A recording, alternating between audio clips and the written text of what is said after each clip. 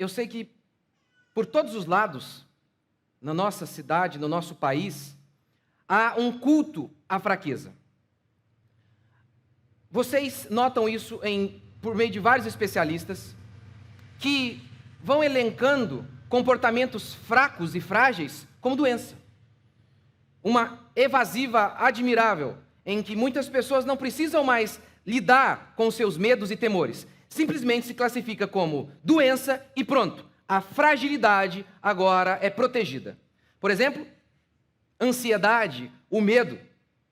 Tudo isso são sentimentos humanos e a ansiedade é algo pecaminoso.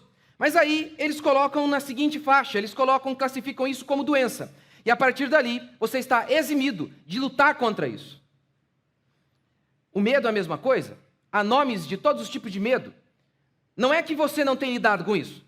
Não é que você não sabe lidar com isso. É que você é doente. Então, quem está doente não tem culpa. Por todos os lados, há um culto à fraqueza. Há uma tolerância à fraqueza. Lembra da Simone Biles, que desistiu e foi enaltecida? Nada contra desistir. Mas não podemos dizer, é uma heroína por desistir. Imagine se fizéssemos isso em relação aos nossos filhos. No dia da pressão para o vestibular, ele desiste e a gente fala, parabéns, filho, é isso mesmo, você é um herói. É um absurdo. É um absurdo. Em todos os lados, há um culto à fraqueza. A nossa geração é extremamente frágil. É bem provável que o seu avô, ele aguentaria resistir às intempéries das mais variadas. Ele poderia amar uma mulher até o fim.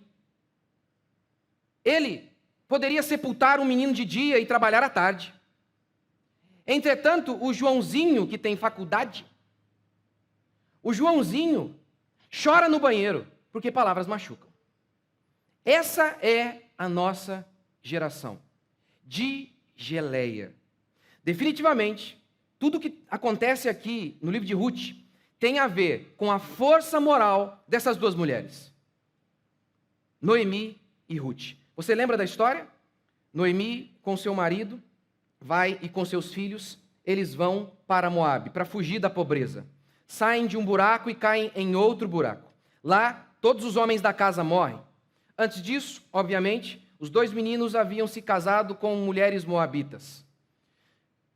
Noemi ouve dizer que Deus havia se tornado propício a Israel, que havia pão em Israel. E ela regressa, ela retorna. Entretanto, ela tenta, com todas as forças, dizer para as suas duas noras, fiquem aqui, eu não tenho nada a oferecer a vocês, eu serei um peso na vida de vocês. Entretanto, Ruth havia se convertido ao Deus de Israel. E Ruth diz, o teu Deus é o meu Deus. Que outra coisa senão a morte me separe de ti. E ela volta, depois de muita insistência, porque sua sogra insistentemente disse a elas, fiquem aqui.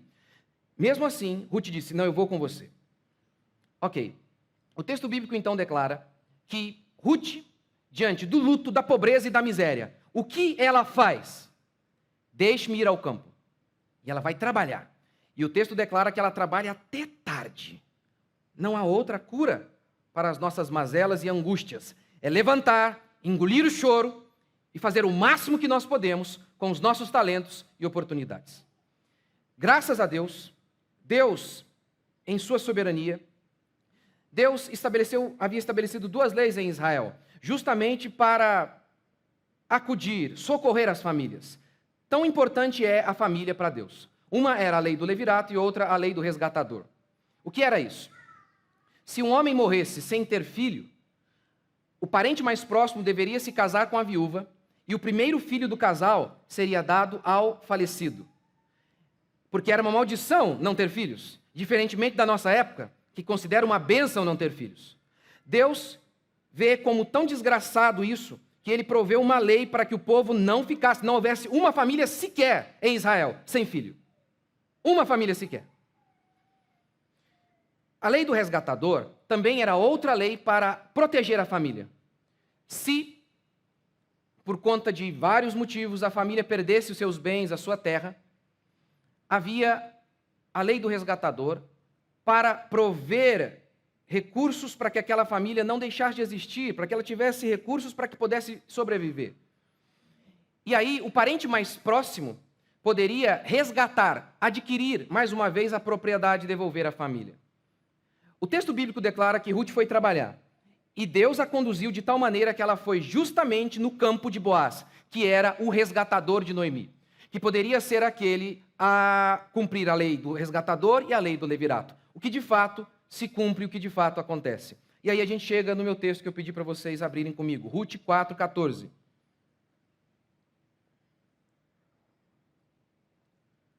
Então, as mulheres disseram, aqui já é o final da história, Ruth se casou com Boaz, teve um filho com ele, e o filho é simplesmente esse aqui, ó, verso 17. As vizinhas deram um nome dizendo, a Noemi nasceu um filho, e chamaram o menino Obed. Este é o pai de Jessé, pai de Davi, simplesmente o avô de um dos homens mais importantes de Israel, o avô de Davi. Ok, que coisa maravilhosa. Vamos lá então, Ruth 4:14. Então as mulheres disseram a Noemi, bendito seja o Senhor que hoje não te deixou sem resgatador, que o seu nome se torne famoso em Israel, de fato se tornou. O menino vai restaurar a tua vida e te consolar na tua velhice. Vocês vão ficar velhos um dia, não se esqueçam disso. Vocês vão ficar velhos um dia. Vocês vão entender o valor de um filho o dia que vocês ficarem velhos. O menino vai restaurar a tua vida e te consolar na tua velhice, pois é filho da tua nora que te ama e o deu à luz. Ela é melhor do que 7 filhos para ti. Ela é melhor do que 7 filhos. Lá em Levítico, capítulo 26, Deus diz que iria abençoar o povo de tal maneira que um homem iria perseguir 100. A ideia é, um homem de Israel iria valer por vários homens de outras nações. Seriam homens fortes. Seriam homens que iriam ser uma bênção. Que iriam ser uma bênção para toda a nação. A importância de sermos fortes e treinarmos os nossos filhos dessa maneira. Moldarmos os nossos filhos para não sermos como a nossa geração. Não sermos como esta geração que palavras machucam. Todos os homens que fizeram alguma coisa que presta nessa vida foram fortes. Aqui. Harriet Tubman, ela era escrava. Ela fugiu de sua escravidão e depois ela começou a retornar para libertar vários outros escravos. Na rota de fuga, era comum que alguns homens pensassem em desistir com medo. Eles pensavam, não, eu vou voltar. Ela puxava a arma e dizia, se você voltar, eu te mato. Por quê? Porque esse escravo iria ser torturado até o ponto de entregar a rota de fuga. É necessário força para fazer isso. O homem não era ladrão, o homem não era bandido. Era um homem de bem, como ela, só estava sendo covarde naquele momento. Ela disse, eu vou te matar. E era fundamental fazer isso para salvar centenas de outras pessoas que estavam ali. Força. Força. Mas, por exemplo, pastores não têm essa força hoje. De falarem, nesta igreja você não entra mais.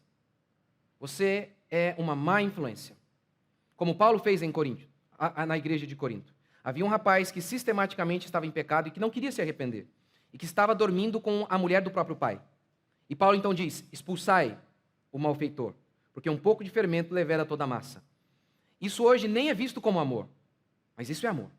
A firmeza para cortar um braço e salvar o corpo. Mas os homens não possuem mais essa firmeza. Outro grande homem foi William Wilberforce. William Wilberforce foi o homem que Deus usou para acabar com a escravidão no mundo. Por quê? Ele acaba com a escravidão em seu país e depois, como um efeito dominó, outros países vão seguindo, inclusive o Brasil. Até a expressão é para inglês ver tem a ver com essa questão da escravidão. Porque o Brasil havia submetido ao tratado com a Inglaterra de não traficar mais escravos. Entretanto, isso era só para inglês ver, porque eles continuavam traficando. William Wilberforce, ele começou a sua batalha contra a escravidão no parlamento britânico em 1787. Quase 20 anos depois, ele entrando todos os dias para lutar contra isso no parlamento britânico. Quase 20 anos depois, em 25/3/1806, o comércio de escravos foi abolido. O tráfico foi abolido, mas ainda havia escravos. 4 dias antes de William Wilberforce morrer, acabou de vez mesmo a escravidão, eles foram emancipados. 4 dias antes. Décadas lutando por algo. Décadas. Ninguém vai fazer nada que preste nessa vida se for fraco. É fundamental termos força para resistir, para fazer o que é certo, para não se importar com o que os outros dizem. Isso é força. Enquanto está todo mundo dizendo que a grama é rosa e você tem convicção plena que é verde, tem que ter força moral para dizer, ela é verde. Tem que ter força. Muitos preferem vender a alma na praça para agradar todo mundo. Não querem andar solitariamente. Por quê? Não são fortes o bastante para se prenderem à verdade. A história de Ruth e de Noemi é uma história de força. É uma história de milagre. Então, eu quero dar 3 características de pessoas fortes. Primeiro, pessoas fortes são leais. Na hora do luto, da pobreza e da miséria, era exatamente aquele momento mais propício para que Ruth pulasse fora do barco. Mas Ruth disse, não, eu vou com você. Que Deus me amaldiçoe, se não a morte me separar de ti. Lealdade. Mas para ser leal, é necessário força.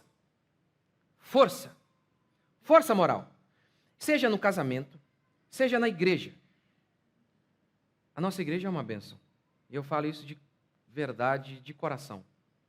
Mas é óbvio que tem muitas falhas.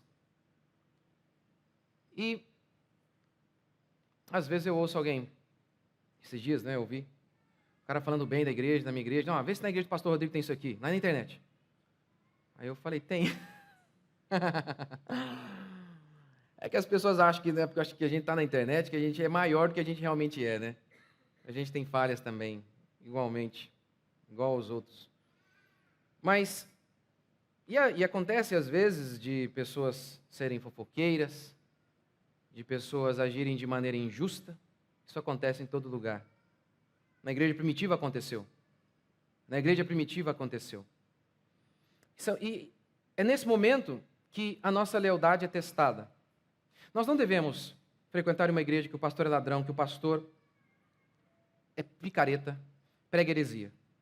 Mas mesmo uma boa igreja, em que a verdade é sendo pregada, onde há honestidade, a sua lealdade vai ser testada porque há pecadores aqui. Há muitos pecadores. E aí é necessário força. Força para resistir esses dias maus. Força para resistir aquele momento em que você fala, quer saber? Vou voltar para a casa da mamãe. Está muito difícil. Está complicado. Não dá.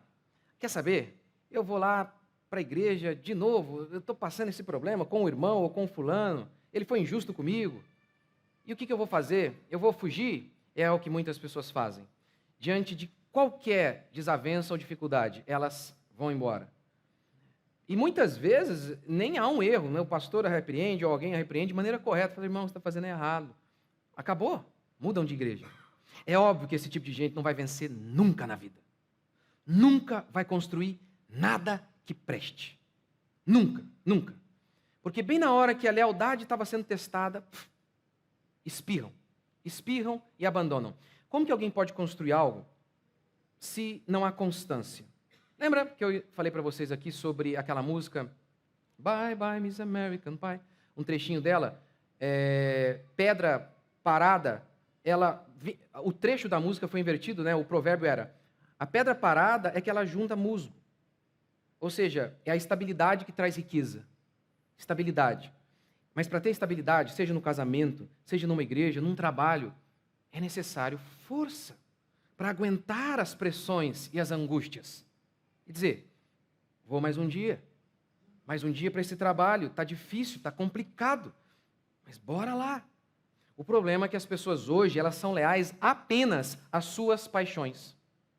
Elas agem como criancinhas, como bebês, não podem suportar nada, não conseguem perdoar. Eu vou dar um exemplo. acho que eu dei recentemente aqui. Eu nunca falo mal da minha igreja para os meus filhos. Nunca falo mal dos irmãos da igreja para os meus filhos. Pelo menos tento fazer isso. Tento não falar para ninguém. Para ninguém mesmo e para minha família também não. Mas um dia meu filho acabou ouvindo de uma pessoa que estava falando mal de mim. E ele ficou muito indignado. E poxa vida. Esposa também. Nossa, você ajuda tal. E a pessoa falou mal. E aí eu pensei. Falei, olha, há quantos anos essa pessoa está com a gente? Aí ele falou, está há muitos anos. Ok? De certa maneira, nós não existiríamos, nós não estaríamos aqui se não fosse a contribuição dela, tanto presencialmente quanto financeiramente. Cada uma pedrinha disso aqui tem a ver com essa pessoa? Tem. Então está feito. Está perdoado. Bola para frente. São esses os momentos para testar a lealdade. Eu poderia falar, não preciso mais. Não, nós precisamos. Uma pessoa já é um número muito grande para você guardar a mágoa. Já é muita gente. Já é muita gente. Uma pessoa já é um número muito grande para você falar, não preciso dela. Eu sou demais. Eu sou o máximo. E aí, ainda falei com eles, olha, será que talvez não teve um dia que eu fui injusto com essa pessoa, e essa pessoa suportou, e ela continuou aqui conosco, apesar das minhas falhas? Então agora é a nossa vez de suportá-la. É a nossa vez de perdoá-la. Mas é impressionante. Os homens hoje não suportam nada, não são leais a nada, a nada. Nem a time de futebol, gente, na minha infância não podia mudar de time de futebol. Hoje até isso o povo não consegue. Lealdade, sermos leais, é coisa de gente forte. Segundo, pessoas fortes são dedicadas e possuem atitude. O casamento de Ruth com Boaz salvou todo mundo. Mas como que isso aconteceu? Como esse milagre se deu? Como que Deus interveio e fez um milagre na vida de Ruth e de Noemi? Através do trabalho árduo de Ruth, que levantou cedo e foi dar duro até tarde. Cada vez que você para de choramingar, cada vez que ao invés de culpar Deus e o mundo pela sua vida, você levanta cedo e vai dar duro, portas de milagres começam a chover diante de você. Oportunidades miraculosas começam a surgir em relação àqueles que se dedicam. O mandamento bíblico é do suor do nosso rosto que nós vamos comer. Do suor do nosso rosto. Nós somos a geração que deseja emprego, não trabalho. Todas as pautas são em relação a isso, né? Emprego, queremos emprego. As pessoas não querem trabalho. E trabalho é sempre árduo. Por exemplo, veja a mulher de Provérbios 31. Ela levantava de madrugada, diz o texto, de longe trazia o pão, plantava uma vinha, buscava lã e linho, era corretora de imóveis, negociava imóveis, ajudava o necessitado, fazia a própria roupa, e o texto conclui: atende ao bom andamento da sua casa e não come o pão da preguiça. Não come o pão da preguiça. Vocês já ouviram alguma pregação falando que um dos grandes problemas do casamento e da criação dos filhos é preguiça? Creio que não, mas é. Mas é. E às vezes você pode dizer assim, poxa, tal fulano é disciplinado. Como se você tivesse a opção de não ser disciplinado. Você não tem. Porque Gálatas 5:22 declara que o fruto do Espírito um dos frutos do Espírito é domínio próprio. Você não tem a opção de não ser disciplinado. Você tem que se disciplinar. Você tem que dar o máximo com os recursos e talentos que você tem. Veja essa mulher. Ela não comia o pão da preguiça. Quer ver? Vou dar alguns exemplos para você que tem a ver com preguiça, porque que tantos casamentos são ruins e é um tédio. Muitas famílias são terríveis por conta de preguiça. Por que um homem deixa o sapato no meio da sala? Preguiça. E eu falo para vocês porque eu sei. Eu sei. É isso. Não há outro nome. E irrita. A minha esposa, ela desistiu até. Chegou uma época que ela desistiu. Porque irrita, né? Mas é exatamente isso, é preguiça. Pura preguiça, porque dá trabalho chegar lá e colocar ali. Só isso, gente, é uma preguiça absurda. Preguiça. Preguiça que irrita o outro. Porque todo dia. Aí uma época eu notei que a minha esposa, ela entregou para Deus. Aí eu reparei que ela deixava. Falei, ué, mas amor, o sapato lá. Aí um dia, a roupa ia chegar à visita e eu tinha deixado. Falei, amor, a roupa lá. Falei, pra você passar vergonha. Foi isso que ela fez. Mas não tem outro nome para isso. É preguiça. Por que você, mulher, levanta e fica reclamando o tempo todo? É preguiça. Não, estou muito cansada. Esse é o normal. O normal é chegarmos ao fim do dia extenuados. A vida foi feita para ser assim. E a nossa geração nem é assim, porque há tantos serviços mamão com açúcar hoje. Paulo diz, me gastarei e me deixarei gastar. É do suor do meu rosto que eu vou comer. Ou seja, trabalho é cansaço. Claro, algumas mulheres estão pegando coisas que não precisariam, mas enfim. Mas é preguiça, porque a vida é isso mesmo. É acordar de madrugada porque o menino chorou. É levantar cedo, dar duro. E no final do dia, dormir gostoso, sabe como? De tão exausto que você está. Mas aí as pessoas preferem ficar reclamando o tempo inteiro. O tempo inteiro reclamam. Ah, meu Deus, ninguém reconhece o que eu faço. Lá em casa, é claro que a gente sempre se esforça para elogiar os bons feitos. Mas se a gente vê que está tendo um ar de tadinho de mim, ninguém me reconhece, nós já escrachamos, já zombamos e dizemos, quer uma plaquinha? Não, assim não. Vamos dar o nosso máximo para os nossos filhos, pela nossa casa. Vamos chegar ao fim dos dias, como Paulo disse, me gastarei e me deixarei gastar. Arrebentados mesmo, até o final. Essa é a boa vida. Essa é a boa vida. O problema é que a nossa geração é muito frouxa, muito fraca. Então você às vezes faz um pouquinho a mais do que os medíocres que estão ao seu lado. E aí você já acha que é um absurdo o que você está fazendo. Que você faz muitas coisas.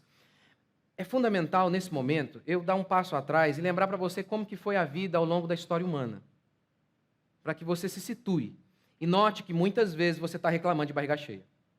A expectativa de vida em Manchester, antes da Revolução Industrial, era 35 anos. Os pais não davam nomes aos filhos, porque a mortalidade infantil estava nas alturas. Para não se apegar às crianças, eles não davam nomes aos filhos. Tudo isso que você vê hoje aí como desculpa para você entrar no quarto e ficar choramingando, não existia. Não existia. Essa quantidade imensa de doença, para você ficar de boinha e lambendo as suas feridas, não existia. Você tinha que ir para o campo, senão você ia morrer de fome. Você tinha que aguentar a sua tristeza lá no campo, debaixo do sol a pino. Era isso que você ia ter que fazer. Essa era a vida. Lavar a roupa? Máquina de lavar? Tá de sacanagem, né? Lavar a roupa era um evento.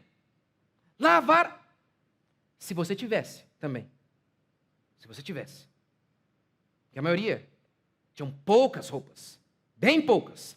Talher, banheiro dentro de casa, geladeira, enfim. Revolução industrial. Antes disso, os trabalhos eram árduos. Árduos. Por exemplo, hoje qualquer pobre pode ter grama em casa. Eu tinha. É que eu não estou mais em casa hoje, morando em casa. Tecnologia. Uma máquina ia lá e cortava tudo. Eu a conduzindo, mais ou menos assim. Antigamente não era assim. Não havia todos os apetrechos que nós temos hoje. Cortar uma grama já era um trabalho hércules, enorme. Imagine fazer uma viagem até Taubaté, gente. Aqui, ó, só Taubaté, tá? 50 quilômetros, mais ou menos. A cavalo. Como era isso? É bom, às vezes, a gente se situar. Lembrar de nossos avós. É bom. Já viu isso? Os nossos avós, 10 filhos, vários velórios no currículo. Os homens de hoje não conseguem levar uma criança à obediência. Uma criança. Uma. É importante nos lembrarmos de como o mundo já foi, para que você não se baseie nessa geração medíocre, mais rasa que um pires. Levante-se, dê duro, dedique-se. Não espere nada de ninguém. Se alguém lhe ajudar, receba de mãos abertas, porque sempre precisamos dos outros. Mas não fique achando que os outros devem algo a você. Faça como Ruth, seja forte o bastante. Não inveje os outros, vá dar duro. Faça aquilo que você precisa fazer. Isso é fundamental. Fundamental para que tenhamos uma vida próspera e plena. É muito comum que as pessoas gostem de invejar aqueles que prosperaram e conquistaram alguma coisa na vida. Ora, é muito comum alguém dizer assim, mas o filho do fulano lá, olha lá aquele menininho ali, ó. Para ele a vida é mais fácil. Talvez, para ele mas para o pai não foi. O que a gente pode fazer é o seguinte, a gente pode ficar diminuindo os feitos dos outros e fazendo o que a esquerda faz, querendo arrancar dinheiro dos outros, porque eles dizem, mas espera aí, mas a corrida da vida não é justa. Olha lá, aquele cara lá que é rico, o filho dele não está correndo de maneira justa, ele está lá na frente. Sim. Mas a pergunta é, o que o pai dele fez? O que o pai dele fez? Por que nós não fazemos o que o pai dele fez? Eu sei, um monte de gente é ladrão, tem um monte de ladrão aí no meio, mas esquece os ladrões. Vamos pensar nos bons exemplos. E há bons exemplos. E o que o pai dele fez? Ele fez o que muitos não estão fazendo. Ele levantou cedo, ele foi dar duro. Ele não ficou choramingando, ele teve ideias. Ele pensou, ele poupou, ele guardou, ele foi disciplinado. Ele foi forte o bastante para durante anos fazer isso. É o que nós devemos fazer. E aí então milagres acontecem. Milagres acontecem. Ela teve atitude. Ela não ficou esperando nada não, ela falou, temos que trabalhar. Não há outra coisa a se fazer. Por exemplo, a escola do seu filho é ruim. E o que você vai fazer? Nada. Não, o governo tem que mudar isso aí. Não vai mudar. Se o melhor presidente de todos os tempos assumir no próximo mandato, ele vai precisar de décadas para mudar isso. Na realidade, o melhor era que ele nem mudasse, é que acabasse com a escola pública. Essa realmente é o remédio. Mas enfim, não vai mudar. Não vai. E o que nós vamos fazer? Ficarmos de braços cruzados ou vamos fazer alguma coisa? Você veio de uma família desestruturada, complicada. E daí? Você vai ficar chorando? Vai ficar dizendo, olha, ninguém me ajudou, meu pai me abandonou. Não estou diminuindo seus sofrimentos, mas eu pergunto para você, isso te ajuda? Isso te ajuda? Força para levantar, focar, trabalhar, dar duro e comer do suor do nosso rosto.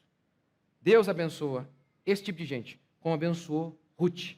O milagre de Ruth começou às 5 da manhã, quando ela levantou cedo para ir trabalhar.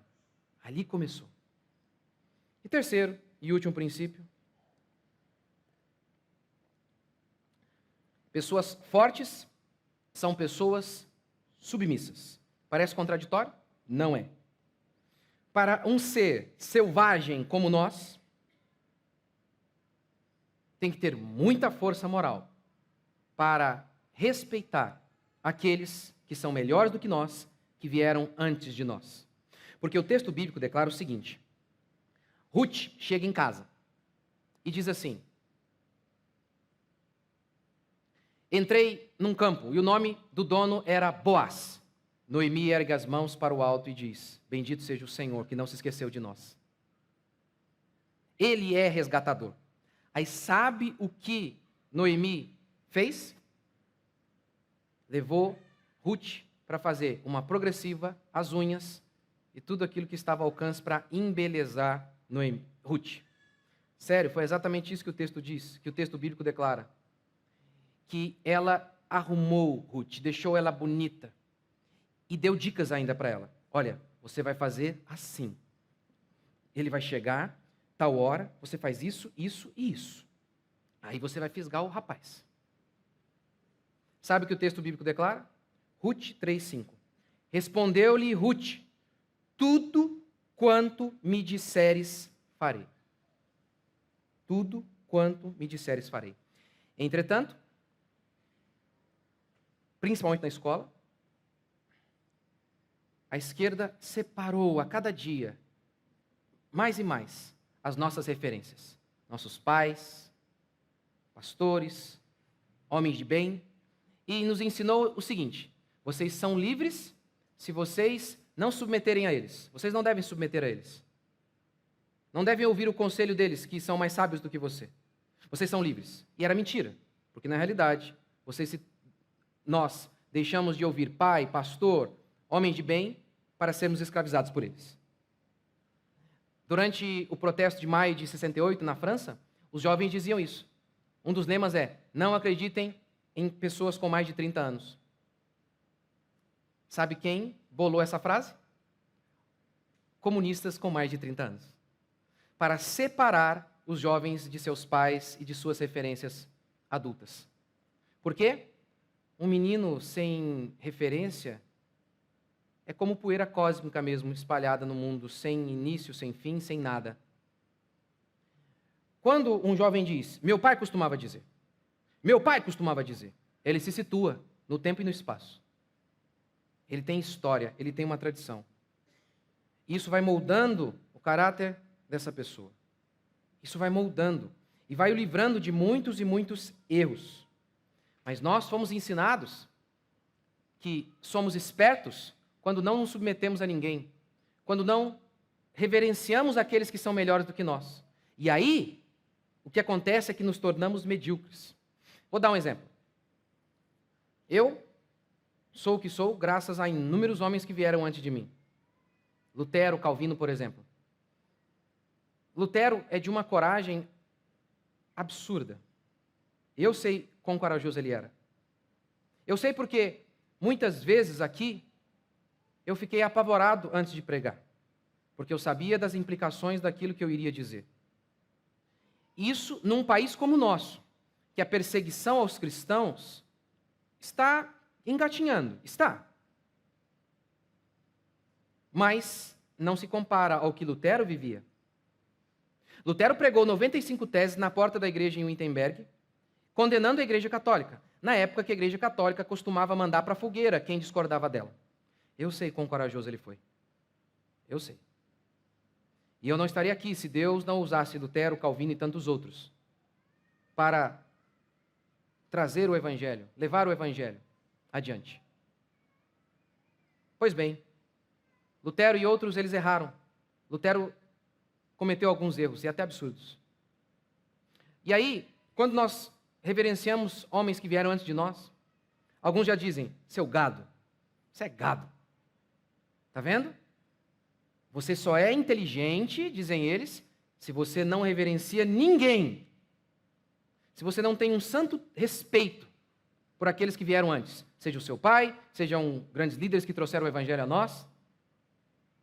Você é inteligente se você for um zorro, solitariamente na vida. E é óbvio que isso é estupidez, porque aqueles que vieram antes de nós sabem o caminho das pedras. Você não precisa afundar, você pode simplesmente seguir o caminho que eles estão mostrando. Isso é fundamental para qualquer coisa na vida, não importa o que você faça. Você é empresário? Tem um cara que é o melhor no segmento? Respeite-o. Não se considere igual a ele. Porque é isso que implica aqui quando Deus fala que Sara obedeceu a Abraão chamando-lhe Senhor. Olha como que a obediência está associada a respeito. Os filhos devem obedecer os pais, diz a Escritura, porque isso é justo, diz Paulo em Efésios. Nós devemos ter esse santo temor, essa santa reverência em relação àqueles que vieram antes de nós. Por quê? Para que daí então possamos ouvi-los, seguir os seus conselhos. Hoje, muitos de vocês já são mais velhos e é bem provável que vocês já saibam mais que seus pais. Ok. Mas lá quando você era garoto, por mais ignorante que o seu pai viesse a ser, o seu pai sabia mais que você. O seu pai sabia mais. Mesmo que ele fosse hipócrita, com um cigarro na boca, ele falava, não fume, moleque. Ele estava certo. Porque ele sabia, ele não tinha força moral para vencer aquilo, mas ele sabia que aquilo era uma desgraça. E aí, fomos ensinados que, na juventude, para firmar a nossa identidade, nós firmamos a nossa identidade nos separando de nossas referências, de nossos pais. Isso é coisa de moleque. Moleque sempre faz isso. Eu lembro que quando ia para o restaurante do meu pai Tinha um restaurante na avenida principal em Ubatuba.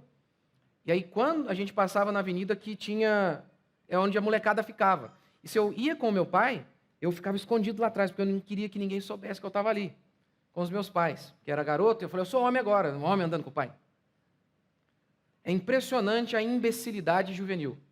A minha identidade é firmada quando eu me distancio de meus pais, acredita um jovem. É o oposto. A Escritura declara, amarre os conselhos do seu pai como um colar no seu pescoço. Por quê? Porque esses que vieram antes de nós, que pisaram onde a gente ainda não pisou, eles sabem o que nós não sabemos. Vou dar um exemplo.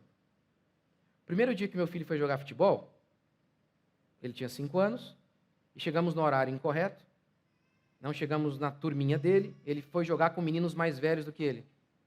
E eu notei no olho dele que ele estava com medo. Porque eu já passei por aquilo. Eu passei por aquilo. E eu lembro de, em um jogo de futebol, ter ficado com medo e por isso não consegui jogar. Eu jogava bem, tinha tudo para me destacar naquele jogo. O meu técnico ficou marara. Por que você só tocou de lado, rapaz? Por que você fugiu do jogo? Medo. Mas nessa época, e culpa só minha e mais ninguém. Mas eu vi isso e falei, olha, não fica com medo. Deus é conosco. Lembra do Davi e do Golias? Bora. Não pode ter medo, tem que vencer o medo. É isso que acontece com aqueles que vieram antes de nós. Quando, por exemplo, um pai vem e fala, fica longe dessa menina. Fica longe. Eu já passei por isso e arruinei minha vida. Eu sei como é. Você acha que não tem problema? Claro que não, você não experimentou isso ainda. Porque, seja um garoto, ou seja você um empresário, qualquer coisa, que você ainda é novo naquilo que você faz, seja como menino, seja como um empresário, seja na sua profissão, você é como um garoto que conhece o mar pelo quadro. Só pelo quadro. E aqueles que vieram antes de nós são aqueles que já foram e mergulharam na água. O seu conhecimento e o dele são coisas totalmente distintas. Totalmente distintas. Totalmente. Totalmente. Eu estava assistindo um filme, é Um Sonho de Liberdade. O filme fala sobre pessoas, é um clássico, e fala sobre pessoas que estavam na cadeia e já tinham perdido a esperança. E ficavam bravas até, quando falavam que eles deveriam buscar a liberdade. Ficavam bravas, porque eles aprenderam a conviver com aquilo. Eu tenho 39 anos. É óbvio que o meu filho assistindo aquilo, ele não entendeu tudo. Quer dizer, é claro que a história era muito simples. Mas eu estou assistindo o filme completamente emocionado. Por quê? Porque eu tenho 39 anos. Eu sei o que é fracassar tantas vezes, a ponto de você falar, não me enche de esperança mais, porque eu não acredito mais que é possível. Eu sei o que aquele homem passou. Mas meu filho ainda não passou. Por isso os homens que vieram antes de nós, devem ser reverenciados. É assim que eu tenho tentado tratá-los. Meu pai está aqui. Minha mãe está aqui. Todos os pastores que me ensinaram e me moldaram estão aqui. E eu sempre estarei aqui. Sempre. Ainda que acontecesse uma façanha enorme, e eu orasse, mortos ressuscitassem, e ainda que muitas pessoas falassem, você superou a todos eles, eu ainda diria, você não sabe nada. Eu estou aqui, eles vieram antes de mim, eles sempre serão maiores do que eu sempre irei reverenciá-los. Sempre. Um grande pastor do Brasil, eu lembro que logo quando eu converti, eu ouvia pregar e falava, isso é simples. Eu faço isso aí. É muito fácil.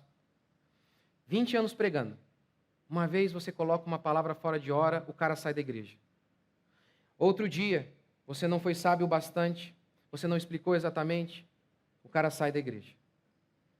20 anos depois, eu falo, eu não sabia e nem sei fazer como ele faz. Ele faz isso há 40 anos. Mas nós fomos ensinados que somos fortes no instante em que não reverenciamos aqueles que vieram antes de nós. Gente, qualquer fraco é rebelde.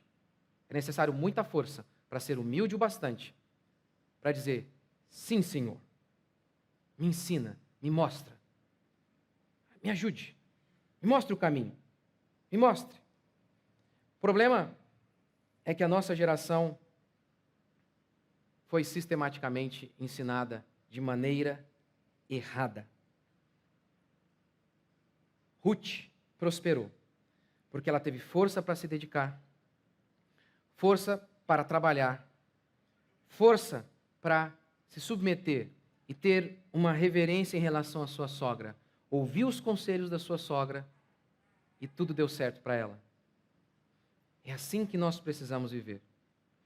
E moldar os nossos filhos dessa maneira.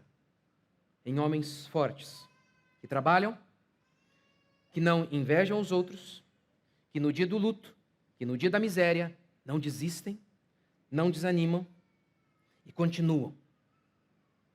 Se você moldar o seu filho dessa maneira, se você lutar arduamente para ser assim, eu duvido que você vai ser um fracasso. Eu duvido que você vai chegar no final da sua vida, vai olhar para trás e vai dizer, a minha vida não valeu de nada. E eu não estou nem dizendo aqui se você vai ser rico ou milionário, não é isso que eu estou dizendo. Mas se você for forte assim, você pode terminar rico como Paulo, como Davi, ou pobre como Paulo. Não importa. Mas se você for forte assim, você vai terminar de cabeça erguida dizendo, combati o bom combate. Guardei a fé. Eu completei a carreira. A minha vida valeu a pena. Eu não desisti. Eu não sucumbi. No dia da dificuldade, da angústia lá no meu casamento, eu tentei mais uma vez. No dia que eu pensei, eu não vou conseguir mais. Eu vou desistir desse negócio, eu vou desistir disso. Eu insisti. No dia que eu pensei, está muito difícil aqui na igreja, erraram comigo, mas eu vou continuar. Eu duvido que vocês terão uma vida medíocre. Vocês não terão. Se vocês fizerem o que Ruth fez, a sorte vai brilhar. E a sorte tem nome. O dado é lançado no regaço, mas do Senhor procedem todos os desígnios. Se você fizer isso, Deus vai conduzir você ao campo certo, como conduziu Ruth. Deus vai abençoar o seu caminho.